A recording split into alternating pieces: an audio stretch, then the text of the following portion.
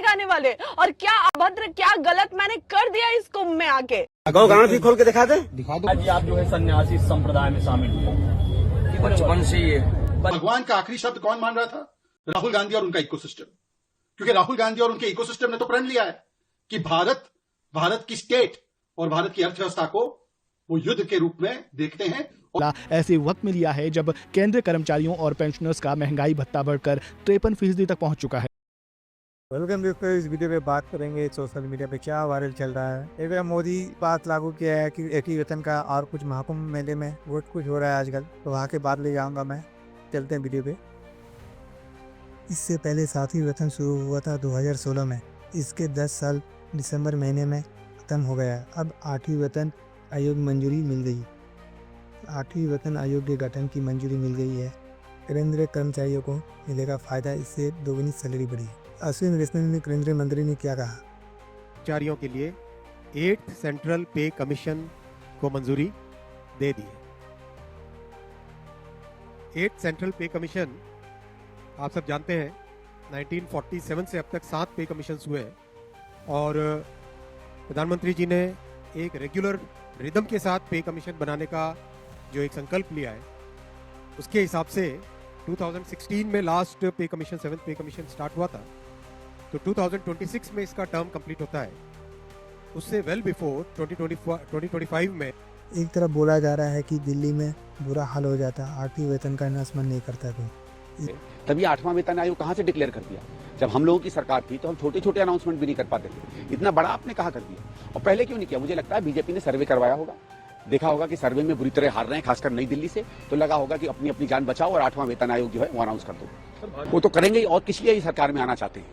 हमने तो पहले ही कहा था धन बटोरना, सत्ता का लाभ लेना, मजे करना, ये तो वही नहीं करेंगे। मेरे ख्याल से हो सकता है और घर बना लें जैसे इन्होंने महल बनाए थे।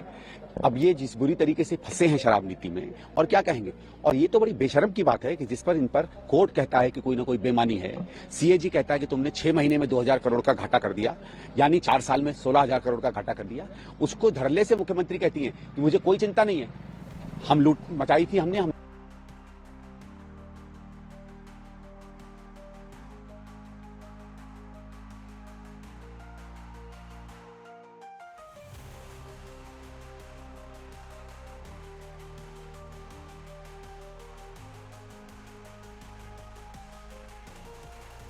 Four nations in the world who are in that elite league, and at the same time I also to express my gratitude from the bottom of my heart to Prime Minister Modi, because all this fast track movement in space sector has been possible only in the last 3-4 years, because for reasons not very explicit, all these 6-7 decades the Department of Space were working behind us wheel of secrecy. It was only Prime Minister Modi who allowed the participation of private players.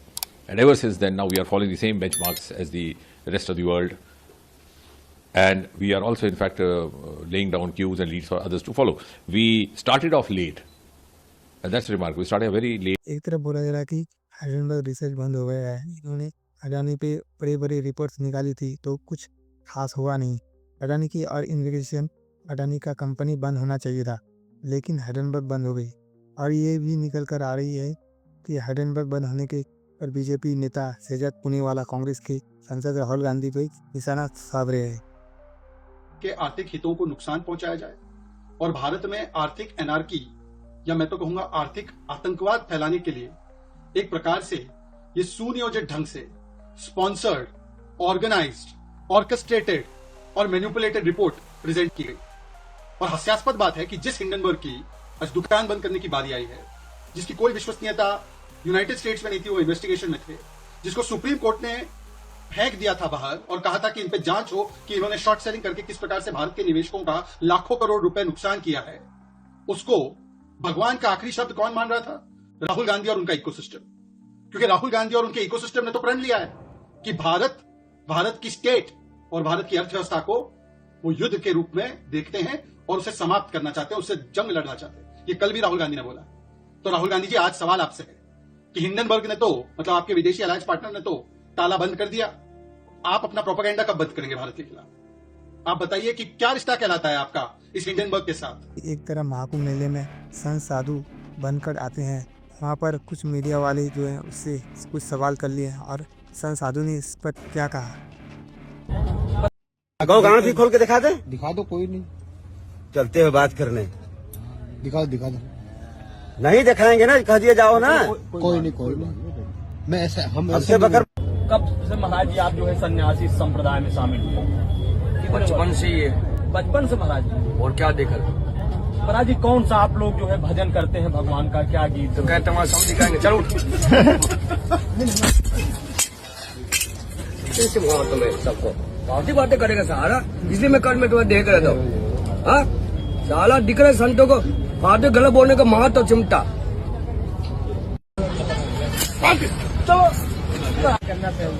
लोगों ने हमारा ले रखा, लोग मदद नहीं करेंगे तो देंगे नहीं, क्या करेंगे? जी आप तो जग कल्याण के लिए काम कर रहे हो। तो हमने तुम्हें धरती दे रखा रहने के लिए, तो हमारा बस तो हमें चले।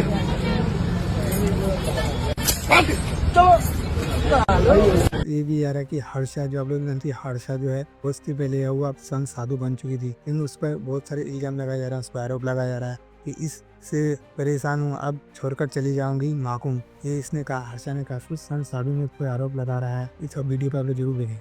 साधु संत खुद को बता रहे हो, जिस तरह की अभद्र टिप्पणियां ये कर रहे हैं एक महिला को लेके जो उनकी बेटी समान है, उसके बाद वो ऐसा बोल रहे हैं, तो उनको शर्म आनी चाहिए कि एक लड़की जो धर्म से जुड़ने के लिए आई थी, धर्म को जानने के लिए आई थी, सनातन संस्कृति को जानने के लिए आई थी, आपने उसे इस लायक भी नहीं छोड़ा कि वो पूरे कुंभ में रुक पाए। वो कुंभ जो हमारी जीवन में एक बार आएगा, आपने वो कुंभ एक इंसान से छीन लिया। तो इसका पुण्य का तो नहीं पता, लेकिन ये जो आनंद स्वरूप जी है, इनको पाप जरूर इस चीज का लगेगा, इतना मैं बोल के जा रही हूँ। डेकू बेस को 2024 वर्ल्ड चैंपियनशिप के लिए उन्हें मेजर ध्यानचंद खेल रत्न पुरस्कार से सम्मानित किया गया। को मान्यता प्रदान करते हुए वर्ष 2024 के लिए मेजर ध्यानचंद खेल रत्न पुरस्कार प्रदान किया जाता है। श्री गुकेश डी।